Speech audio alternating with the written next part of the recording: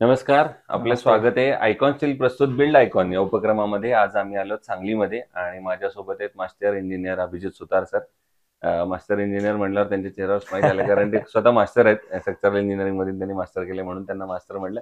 आणि दुसरं आणखीन एक आत्ताच सांगून ठेवतो, ते लवकरच पीएचडी सुद्धा करतात. त्यामुळे पुढच्या वेळेला डॉक्टर सुद्धा त्यांच्या नावासमोर आता लावावं लागेल हो. लवकरच. आणि अर्थातच त्यांनी जसं ही मास्टरी मिळवलेली आहे, तशीच त्यांनी त्याही फील्डमध्ये म्हणजे सिव्हिल इंजिनिअरिंग फील्डमध्ये मास्टरी मिळवलेली आहे. कारण अनेक रेसिडेन्शियल प्रोजेक्ट्स असतील, इन्स्टिट्यूशनल, एज्युकेशनल अशा वेगवेगळ्या प्लॅटफॉर्मवर ते ऑलरेडी कामं करतायत. आणि आता बिल्डर डेव्हलपर म्हणून सुद्धा ते एक हां. वेगळ्या क्षेत्रात पाऊल ठेवतायत.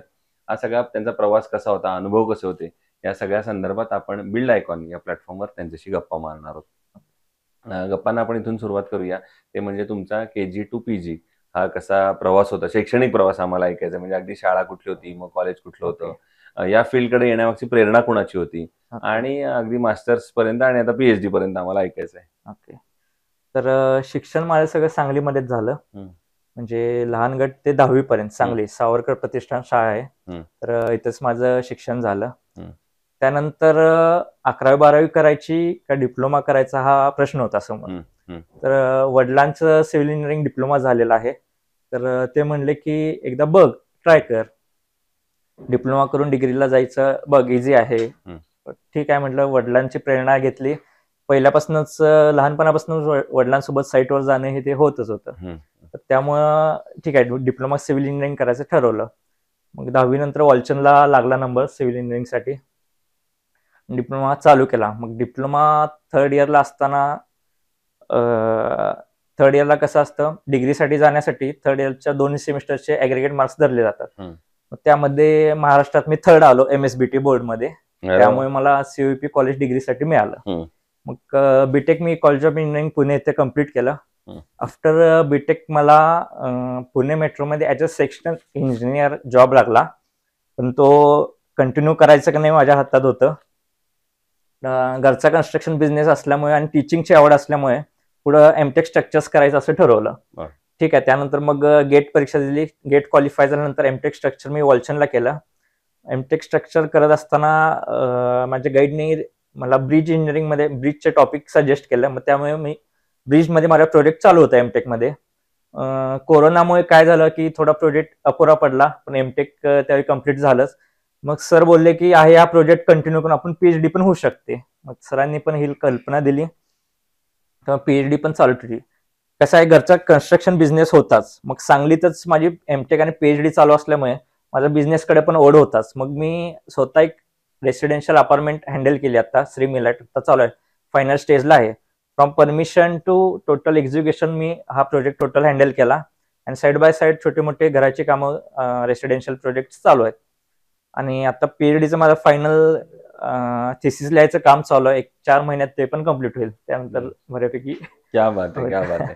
फार चांगला प्रवास आहे. त्याच्यात 2 मला फॅक्टर विचारायचे होते, की तुमची एज्युकेशनल बॅकग्राऊंड इतकी स्ट्रॉंग आहे येस. किंवा अजून तुम्ही त्याच्यानंतर ती केली, हो. आणि एकीकडे घरचा बिझनेस पण आहे, ज्याच्यावर आता बरोबर. तुम्ही काम बघताय. त्यामुळे असं ड्युअल रोलमध्ये तुम्ही आता काम करताय. काम करतात. पण जेव्हा वडील पण याच फील्डमध्ये असतात किंवा ऑलरेडी असतात, तेव्हा जास्त दडपण येतं का जास्त मदत होते का काय होतं? नाही, मदतच होते. दडपण असं काही नाही. हं, कारण आवड तर निर्माण झालेली आहे सिव्हिल इंजिनिअरिंग बद्दल. तो साईटचा एक्सपिरियन्सच मला म्हणजे एज्युकेशनमध्ये कामी आला टोटल. म्हणजे हं, असं काही वेगळा मला अभ्यास करावा लागला नाही, काय नाही. हं, साईटवर इकडे जाणे होतं, त्यामुळे तो माझा एज्युकेशनमध्ये फायदा झालाच. हं, दडपण असं काही नाही, उलट वेळोवेळी मदतच मिळत गेलेली आहे. हं. वेगवेगळे अनुभव त्यांचे आल्यामुळे अनुभव शेअर झाल्यामुळेच आता कामाची क्वालिटी पण सुधारते असं आहे. सुधारते. क्या बात है! पण तो तुम्ही मेट्रो मधला जो जॉब सोडला, त्याचा आता तुम्हाला दुःख होतंय का आनंद होतोय असं? दुःख तर नाहीच, तो स्वतःचाच निर्णय होता. ओके. जायचं नाही म्हणूनच. पुढे एमटेक स्ट्रक्चर पहिल्यापासून सब्जेक्ट आवडतोच. हं. त्यामध्येच हे करायचं हे होतंच. ओके. त्यामुळं त्याच्याबद्दल काही नाही वाटत. वाह!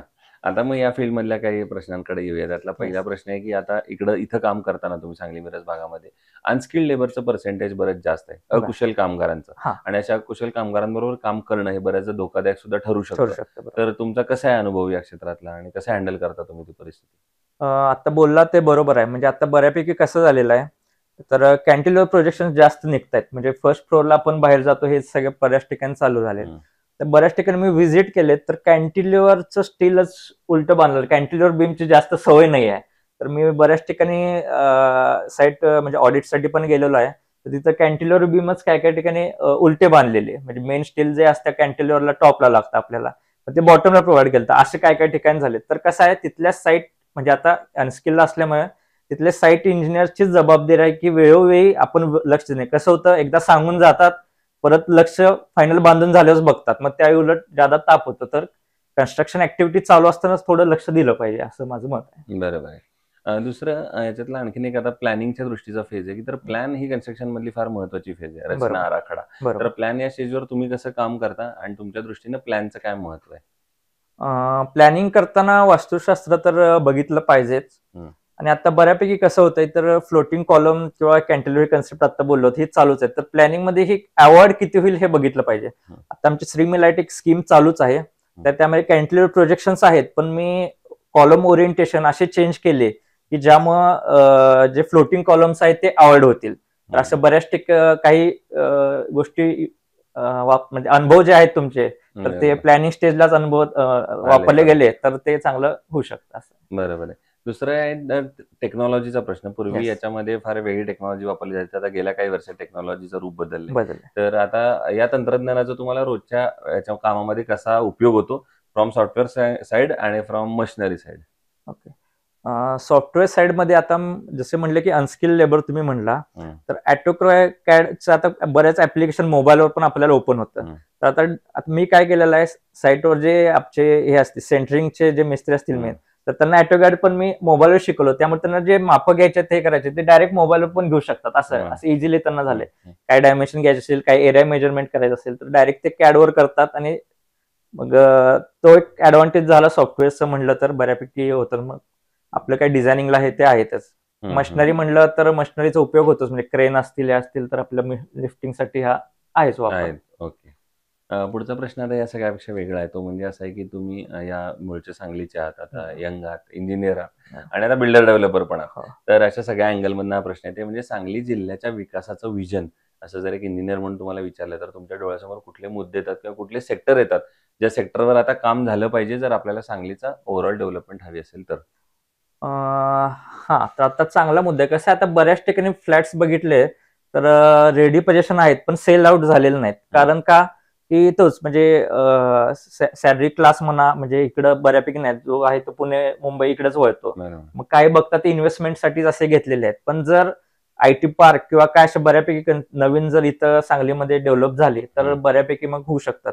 आता म्हणजे सांगली तशी डेव्हलप होतेच, म्हणजे कोणी विचार केला नव्हता की सांगलीत 1.5 कोटी 2 कोटीचे फ्लॅट होतील आणि ते खपले जातील. पण आता ही सुरुवात तर झालेलीच आहेत आणि त्यामुळं असं वाटतंय की यापुढे पण चांगली डेव्हलपमेंट होईल सांगलीची. त्यासाठी मेन म्हणजे काही आयटी पार्क्स जर आले तर त्याचा फायदा चांगला होऊ शकतो असं. बरोबर. पण यासाठी मग शासनानं काय पावलं उचलली पाहिजेत असं तुम्हाला वाटतं, जर आयटी पार्क इकडे येणं गरजेचं असेल तर?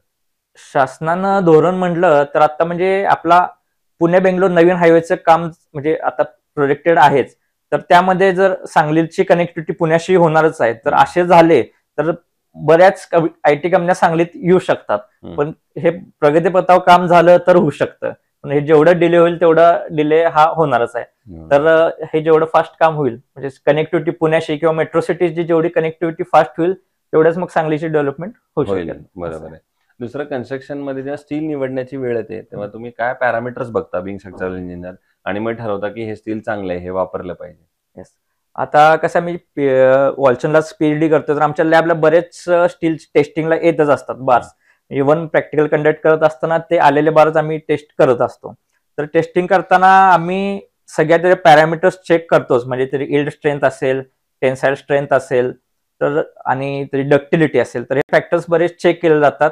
पण बऱ्यापैकी स्टील होतात, पास होतात स्टील बार आले, कारण ते कंपनीमध्ये मॅन्युफॅक्चरिंग असतं, त्यामुळे ते बऱ्यापैकी सगळे स्टील पास होतात. पण काय काय अशी वेळ येते की पास पण होत नाहीत.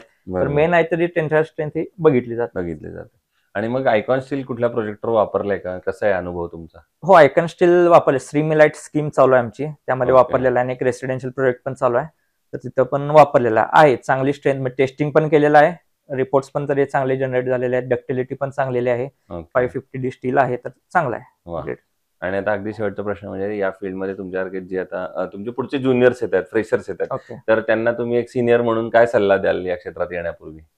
तर कसं आहे, सिव्हिल इंजिनिअरिंग फील्ड ही बुकपेक्षा प्रॅक्टिकल जास्त अनुभवली जाते असं आहे. हो. तर ड्युरिंग करिक्युलम जर त्यांनी फील्ड व्हिजिट्स केल्या किंवा इंटर्नशिप केली, तर नुसतं नावासाठी नाही, पण ऍक्च्युअल प्रोजेक्टवर जाऊन काही काम करायला भेटलं, तर तिथं त्यांनी डेडिकेटेडली केलं हम्म. तर नक्कीच फायदा होऊ शकतो. बुकपेक्षा जास्त शिकायला प्रॅक्टिकलच आहे सिव्हिल, असं आहे. वा, क्या बात आहे. सो हे होते मास्टर इंजिनियर अभिजित सुतार, आणि स्वतः मास्टर करून पीएचडी करून करण्याच्या मार्गावर असून सुद्धा त्यांचं असं हे ठाम मत आहे की सिव्हिल इंजिनिअरिंग हे फील्ड पुस्तकातलं नाहीये, हे प्रॅक्टिकल फील्ड आहे. जरी ते त्याच्यात आता शिकत असले, पुढे डॉक्टर की घेणार असले तरी सुद्धा, पण अर्थातच प्रॅक्टिकल नॉलेज यामध्ये फार महत्वाचं आहे. पुन्हा एकदा आपले मनापासून आभार की तुम्ही आलात, आणि भविष्यात सुद्धा असेच आयकॉनिक प्रोजेक्टची निर्मिती व्हावं, नक्की. तुमच्या पीएचडीचा प्रोजेक्ट लवकर सादर हो, हो, हो, याच हो. आयकॉन स्टील तर्फे मनपूर्वक शुभेच्छा. थँक्यू, धन्यवाद.